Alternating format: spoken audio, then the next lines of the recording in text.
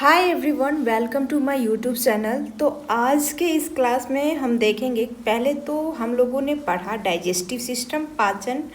पाचन में होलोजोइक और सेप्रोफाइटिक, जो हम डाइजेशन, मेरा शरीर के अंदर जो डाइजेशन होता है, पाचन की क्रिया होती है, वो ह्यूमंस के अंदर किस तरह की होती है? तो होलोजोइक होती है। उसमें शरीर के अंदर पाचन की क्रिया होती है। एक देखा था सेप्रोफाइटिक, जो कि शरीर के बाहर होती है, वो बैक्टीरिया सब में, फंजाई सब में होता है, जैसे कि कवक के अंदर होता है। तो ये सब हमने देखा था। उसके बाद लास्ट में हमने टीथ के बारे में और सिलेवरी ग्लैंड के बारे में पढ़ा था। तो हम एक बार रिवीजन कर लेते हैं टीथ का। टीथ जो होता है एडल्ट के अंदर अगर टीथ की बात करें तो कितनी होती है टीथ? वो होती है 32। कितनी होती है? 32। हमने पढ़ी थी जो 4 टाइप्स के टीथ होते हैं। पहला हम देखेंगे इंसीजर। इसका काम क्या होता है? जो हम भोजन करते हैं उसको काटने का काम कौन करता है? इंसीजर। दूसरा हम देखेंगे कैनिन। जैसे पढ़ते हैं ना हिंदी में, कृतनक, रदनक, च्वर्णक और अग्स्वर्णक। तो यही है कैनिन। कैनिन का काम क्या होता है? चीरना, फाड़ना। और तीसरा हम लोग बात किए थे प्रीमोलर, जिसको हम बोलते हैं च्वर्णक, और फिर होता है अग्रच्वर्णक। प्रीमोलर की अगर हम बात करें तो प्रीमोलर का काम क्या है? चबाना और पीसना। ये भोजन को चबाते हैं और पीस कर महीन बनाते हैं। पीसना। चौथा हम बात करेंगे मोलर। चौथा हम किसकी बात करेंगे? मोलर। मोलर का भी काम होता है चबाना और पीसना।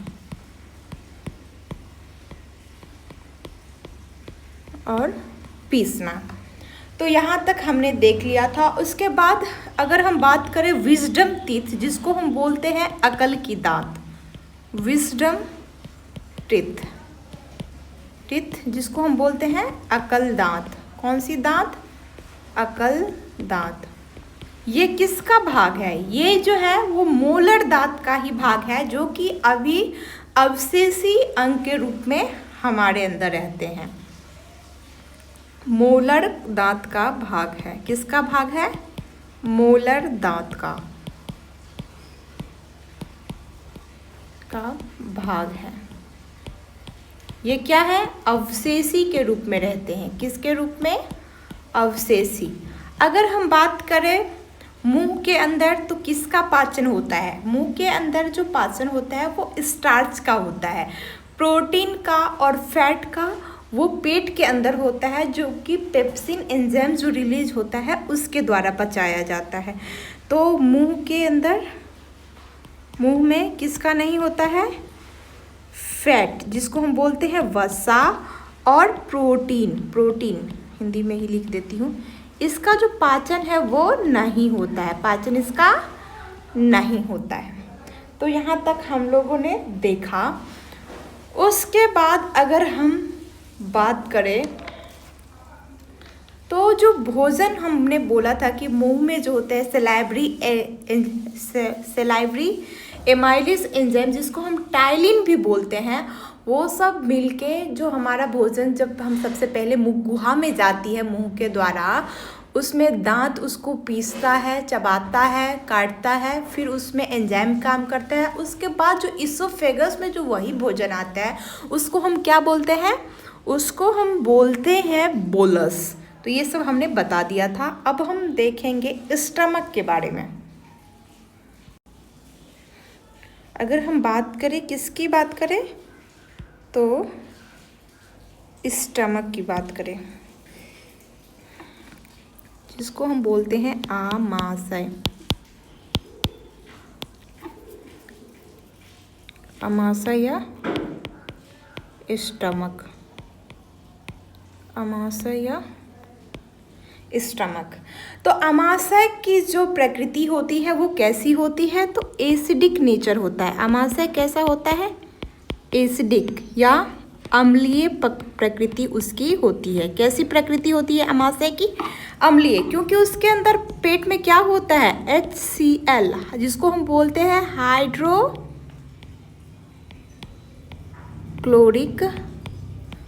अम्ल।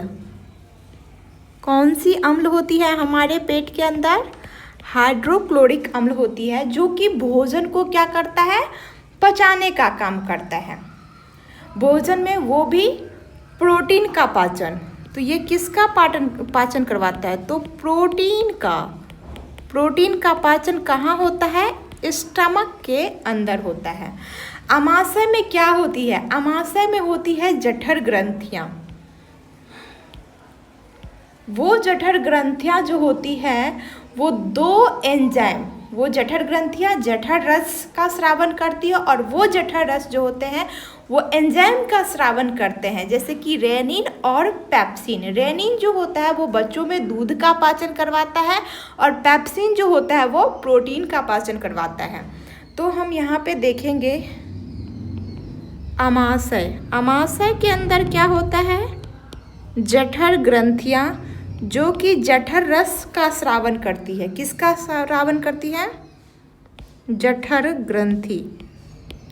ग्रंथि या गैस्ट्रिक ग्लैंड। जठर ग्रंथि जो होती है वो जठर रस का स्रावन करता है। ये जठर रस जो होते हैं वो दो एंजाइम निकालते हैं। पहला एंजाइम का नाम है रेनिन, जो बच्चों में दूध का पाचन करवाती है, और दूसरा एंजाइम का नाम क्या है? पेप्सिन।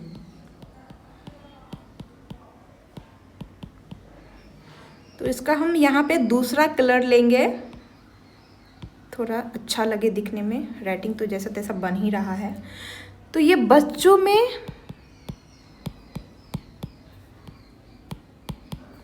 में दूध का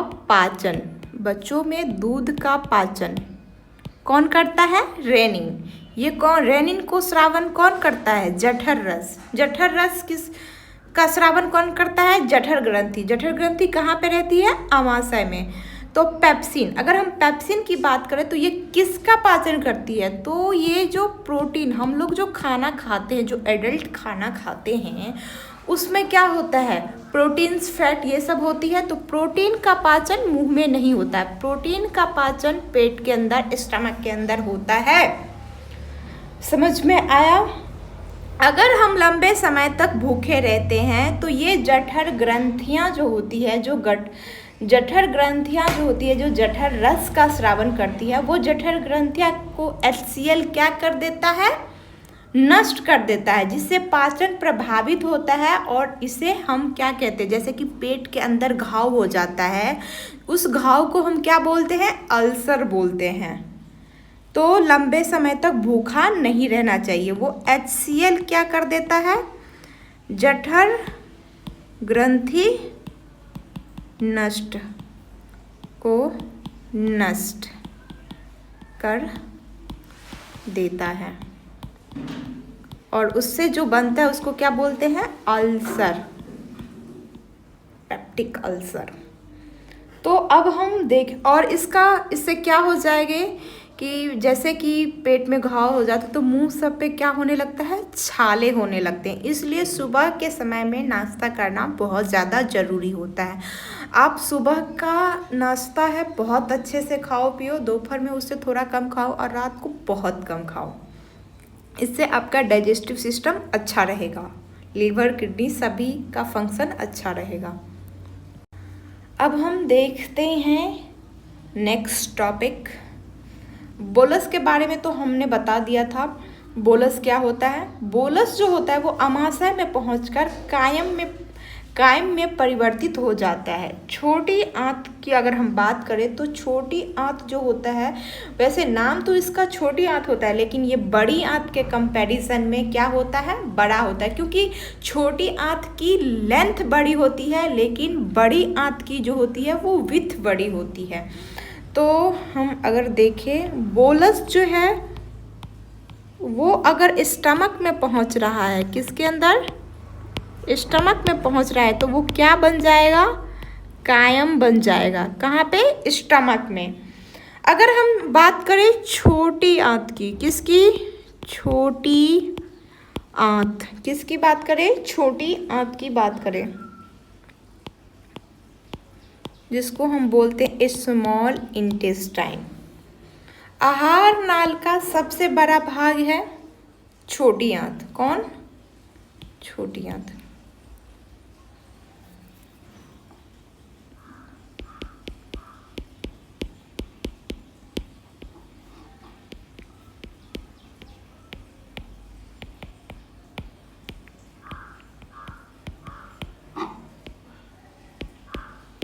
आहार नाल का सबसे बड़ा भाग कौन सा है, छोटी आंत।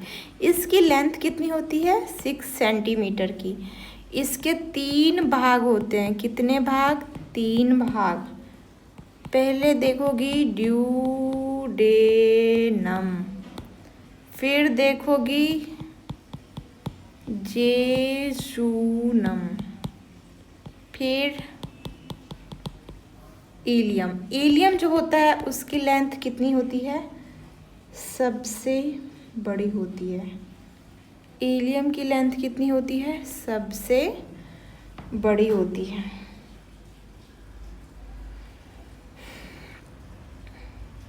तो ड्यूडेनम, जेजुनम और इलियम, उसमें सबसे बड़ा कौन होता है, जेजुनम होता है। सबसे बड़ा जो होता है वो कौन होता है, जेजुनम होता है सबसे बड़ा।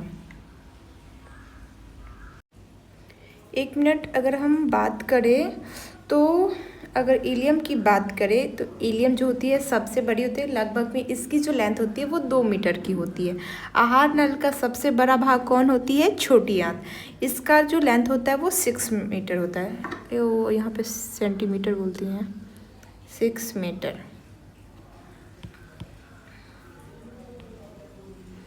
और इलियम लगभग में 2 मीटर की होती है, ये सबसे बड़ी होती है और इसीलिए ये बहुत ज़्यादा सिकुड़े होते हैं, इसकी लेंथ बहुत बड़ी होती है। अगर हम ड्यूडेनम की बात करें, ड्यूडेनम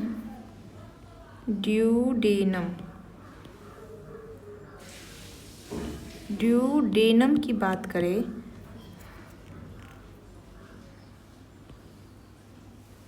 ड्यूडेनम जो होता है जिसको हम हिंदी में बोलते हैं ग्रहणी जिसको बोलते हैं, ये 2 प्रकार का रस निकालता है। कितने प्रकार का, 2 प्रकार का रस निकालता है। एक होता है बाइल जूस या पीत रस, दूसरा होता है अग्न्याशय रस।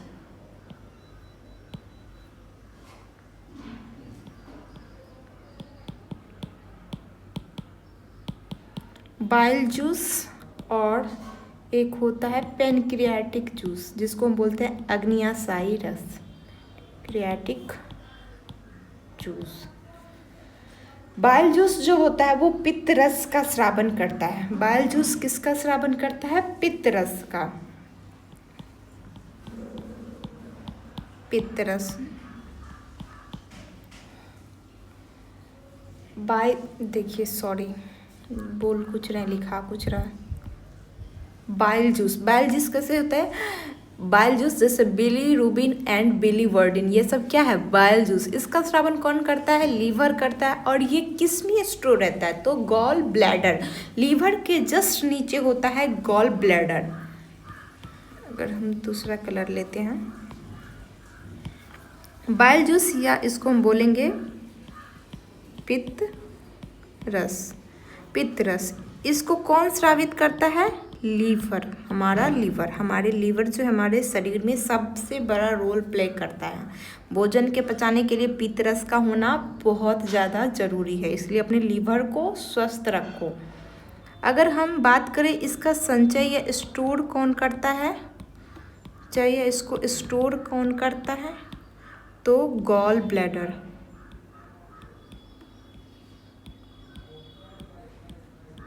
गॉल ब्लैडर क्या करता है, इसको संचित करता है।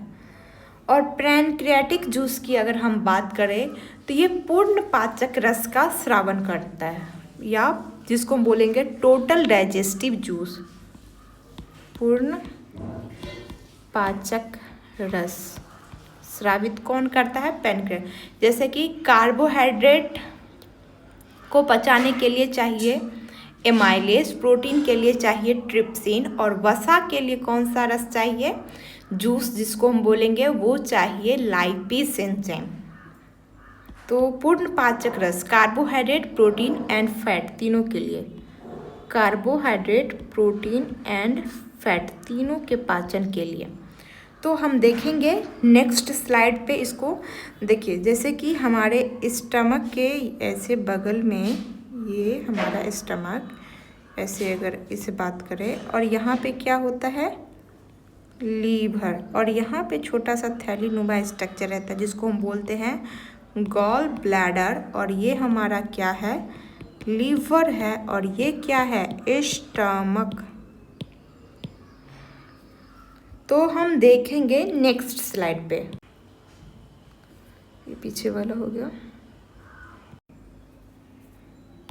अगर हम यहाँ पे बात करें पूर्ण पाचक रस, या फिर हम अगर बाइल जूस का ही फंक्शन देखें, तो बाइल जूस का हम फंक्शन कैसे देखेंगे?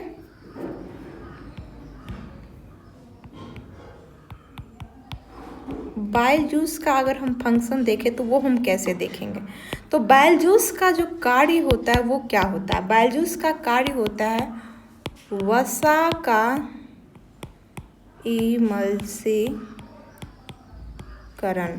वसा का इमल्सीकरण, जिसमें क्या होते हैं? जो बड़े अणु होते हैं, बड़े अणु, उस पे बाइल जूस काम करता है, जैसे बिलीरुबिन और बिलीवर्डिन। बाइल जूस काम करता है और उसको छोटे छोटे अणुओं में तोड़ देता है। ये क्या है? छोटा अणु। ये काम होता है। अगर हम पूर्ण पाचक रस की बात करें तो कार्बोहाइड्रेट के पाचन के लिए पूर्ण पाचक रस कौन स्रावित करता है? पूर्ण पाचक रस, उसका स्रावन कौन करता है? पूर्ण पाचक रस का वो अग्न्याशय रस होता है, जो ड्यूडेनम उसको सिक्रेट करता है। ड्यूडेनम किस किस को सिक्रेट करता है?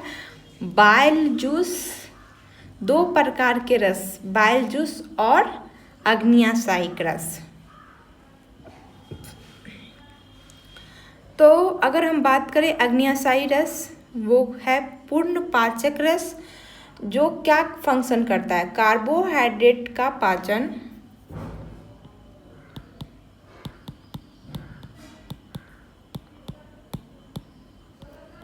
कार्बोहाइड्रेट, प्रोटीन एंड वसा,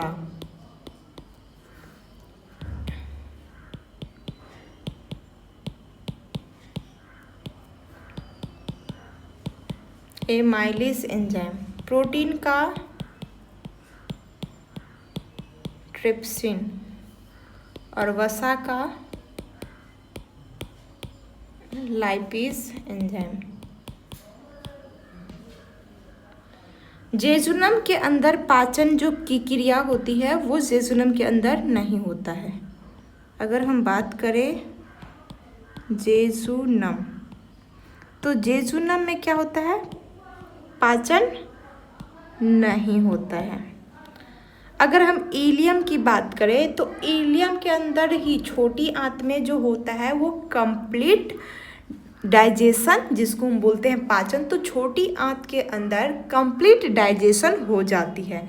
तो अगर हम बात करें इलियम की, जो कि छोटी आंत की सबसे बड़ी भाग होती है, इसका लेंथ बहुत होता है इसलिए घुंघराले रूप में होते हैं। तो पूर्ण पाचन यही हो जाता है, यही होता है। इसके अंदर विलाय, जिसको हम बोलते हैं रसांकुर, वो भी प्रेजेंट होते हैं, जो कि क्या करते हैं? इसी के इलियम की सतह पे जो होता है विलाय प्रेजेंट होता है उसके सरफेस पे, जो कुछ कुछ तत्वों का क्या कर लेते हैं? कुछ कुछ एलिमेंट को अवशोषित, जिसको हम इंग्लिश में बोलेंगे एब्जॉर्प्शन। तो एब्जॉर्प्शन भी कुछ कुछ तत्वों का हो जाता है।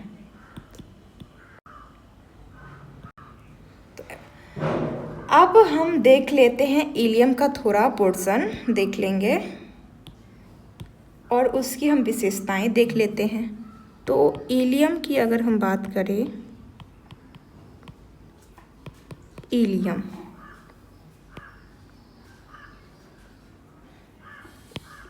ये है हमारा इलियम। इलियम के सरफेस पे क्या होते हैं? विलाय प्रेजेंट होते हैं। इलियम के सरफेस पे क्या प्रेजेंट होते हैं? विलाय प्रेजेंट होते हैं। अगर हम इसको दूसरे रूप में देखें, थोड़ा सा पोर्शन कट करके अगर हम देखें तो विलाय जो होता है वो ऐसे होता है, जिसको हम बोलते हैं माइक्रोविलाय। उसके सतह पे होता है, इलियम की सतह पे। ये जो आपको दिख रहा है ये है रसांकुर विलाय के ऊपर। तो ये आपको दिख रहा है रसांकुर, जिसको हम बोलेंगे माइक्रोविलाय। ये भी है, भी माइक्रोविलाय हम उसको बोलते हैं। तो ये क्या करते हैं? कुछ कुछ चीज़ों का अवशोषण भी कर लेते हैं, तत्वों का अवशोषण। वो काम भी कौन कर लेते हैं? माइक्रोविलाय। किसके अंदर? इलियम के अंदर। ये कितना मीटर होता है इसका लेंथ? 2 मीटर। ये छोटी आंत का सबसे बड़ा भाग होता है। ये इसलिए बहुत ज़्यादा ऐसे ऐसे ऐसे ऐसे ऐसे ऐसे करके जो आपकी दिख रही हैं, ये बहुत घुंघराले रूप में रहते हैं। उसी के रूप में ये अपना क्या करता है? जगह बनाए रखता है। अगर हम दूसरी बात करें छोटी आंत की, नहीं छोटी आंत हो गई। छोटी आंत इसका नाम इसलिए है कि इसकी चौड़ाई कम है, लेकिन इसकी लंबाई सबसे बड़ी होती है। ये आहार नाल, आहार नाल कहाँ से शुरू होता है? मुख से और गुदा तक क्या होता है? आहार नाल होता है। और जितने एक्सक्रीटरी सब्सटेंसेस होते हैं वो क्या हो जाते हैं? वो बाहर निकल जाते हैं। किसके थ्रू बाहर निकल जाते हैं? तो एनस के द्वारा बाहर निकल जाते हैं। वो क्रियाएं क्या है? वो अनैक्सिक क्रियाएं हो। वो ब्रेन से जब सिग्नल आती है तो वो ऑटोमेटिक होता है, वो हमारी इच्छा के अकॉर्डिंग नहीं होता है। अगर हम बात करें बड़ी आंत, तो बड़ी आंत की विड्थ या चौड़ाई ज़्यादा होती है, इसीलिए उसका नाम क्या पड़ा? बड़ी आंत। राइटिंग पे कोई मत जाइएगा, राइटिंग धीरे धीरे ठीक हो जाएगा। बड़ी आंत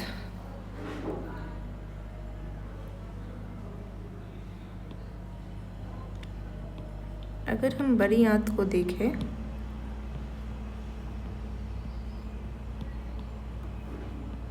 और ये जो होता है सीकम में एक होता है अपेंडिक्स लगा हुआ। ये तो इलियम वाला भाग हो गया। जैसे घुंघराले होते हैं ऐसे इसके अंदर, बड़ी आंत के अंदर बहुत ज़्यादा सिकरे होते हैं।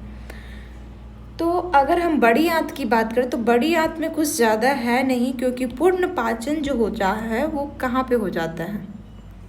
वो छोटी आंत के अंदर हो जाता है। अगर हम सिक्कम की बात करें,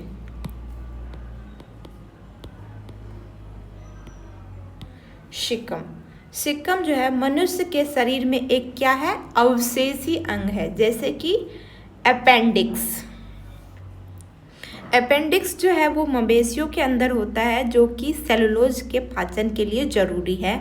वो हमारे अंदर, जो हमारे ह्यूमंस के अंदर जो है वो अपेंडिक्स एक अवशेषी अंग के रूप में रह गया है, क्योंकि ये प्रदर्शित करता है कि इंसान जो है कहीं ना कहीं एनिमल से ही डेवलप होके आया है। जैसे बोला जाता है ना कि बंदर से विकसित होके इंसान का रूप हुआ है, बस यही।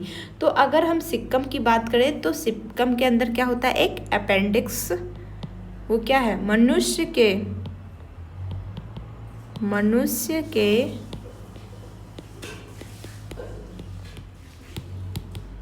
शरीर में अवशेषी अंग है। मनुष्य के शरीर में क्या है?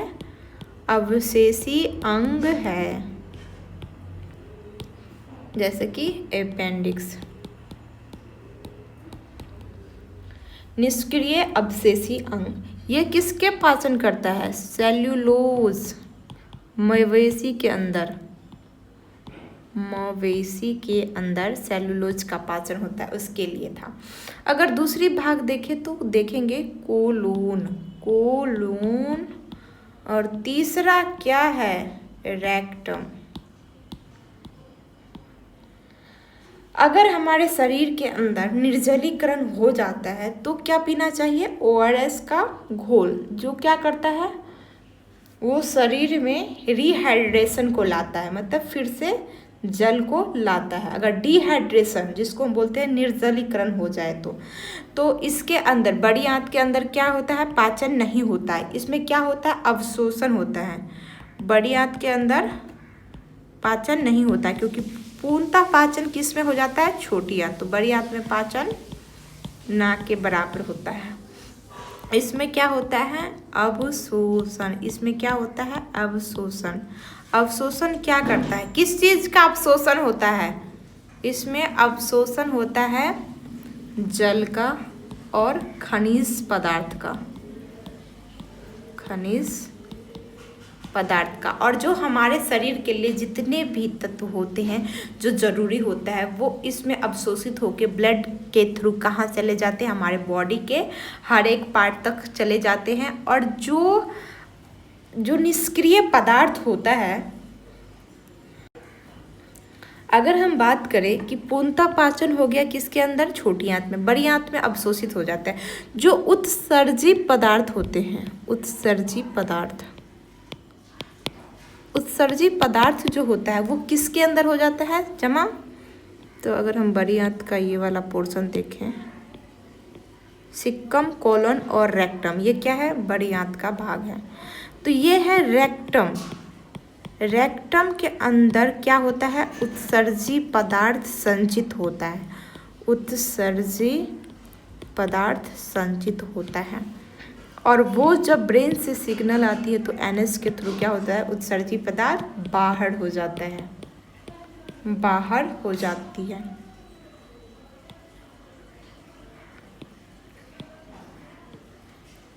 ये है सिक्कम, जहाँ पे होता है अपेंडिक्स। ये है कोलन, कोलन में है, ये है एसेंडिंग कोलन, कोलन। ये है ट्रांसवर्स और ये है डिसेंडिंग कॉलोन। तो एसेंडिंग कॉलोन, डिसेंडिंग कॉलोन, ये शॉर्ट फॉर्म में लिख देती हूँ। और ये है ट्रांसवर्स कॉलोन। समझ में आया? अगर हम निर्जलीकरण, डिहाइड्रेशन की बात करें, डिहाइड्रेशन की अगर हम बात करें तो शरीर में पानी की कमी हो जाना, जिसको हम बोलते हैं निर्जलीकरण।